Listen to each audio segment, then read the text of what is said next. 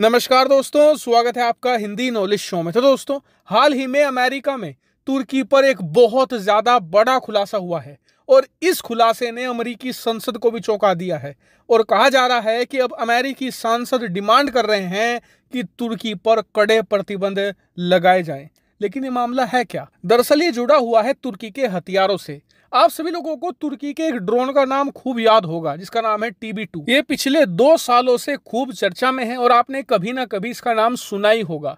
वो इसलिए क्योंकि ये बहुत ही सफल ड्रोन है। और आपको बता दूं कि तुर्की में भले ही लाख कमियां होगी, भले ही इनकी अर्थव्यवस्था बर्बाद हो चुकी है, भले इनका जो राष्ट्रपति है वो बिल्कुल बेकार है, भले ये भारत विरोधी देश है, लेकिन इस बात से इनकार नहीं किया जा सकता कि इन्होंने वाकई में ही TB2 के रूप में एक बहुत अच्छा हथियार बनाया है। और ये जो तारीफ कर रहा हूं ना मैं, ये पेपर पर स्पेसिफिकेशन पढ़कर नहीं कर रहा हूं।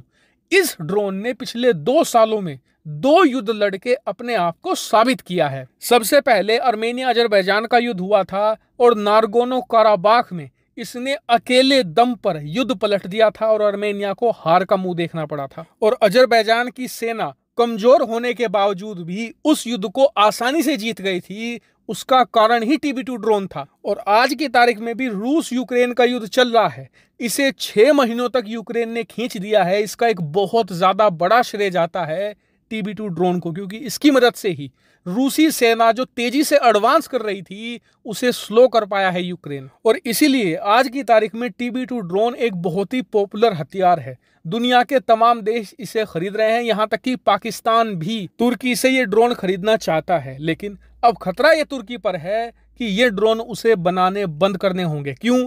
क्योंकि अमेरिका के अंदर इस TB2 ड्रोन पर ही एक बड़ा खुलासा हो गया है। स्क्रीन पर आप देखिए, खुलासा ये हुआ है कि तुर्की के इस ड्रोन में बहुत ही सारे ऐसे उपकरण थे जो अमेरिका और कनाडा से खरीदे गए थे। और हैरानी की बात यह है कि कनाडा और अमेरिका की सरकार को इसके बारे में पता भी नहीं था। यह तो खुलासा तब हुआ जब हाल ही में रूस यूक्रेन युद्ध के दौरान एक TB2 ड्रोन को मार गिराया गया और उसके मलबे की जब जांच हुई तब पता चला कि इसमें तो अमेरिका और कनाडा के उपकरण लगे हुए हैं और कुछ उपकरण तो यूरोपियन देशों के भी थे। जबकि इन पर रोक लगा दी गई थी, लेकिन फिर भी कंपनियों ने लगातार यहां पर सप्लाई जारी रखी थी।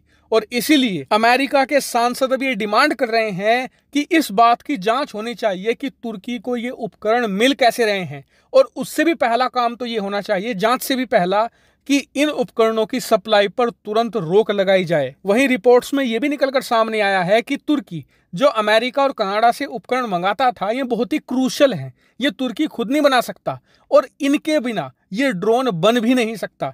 इसीलिए अगर अमेरिका इन पर रोक लगा देता है तो तुर्की की ड्रोन फैसिलिटी बंद हो जाएगी, तुर्की इनका प्रोडक्शन नहीं कर पाएगा। और आपको बता दूं कि ऐसा ही केस अब से 6 महीने पहले हुआ था, जब तुर्की अपना खुद का एक अटैक हेलीकॉप्टर बना रहा था और पाकिस्तान वो अटैक हेलीकॉप्टर खरीदने वाला था।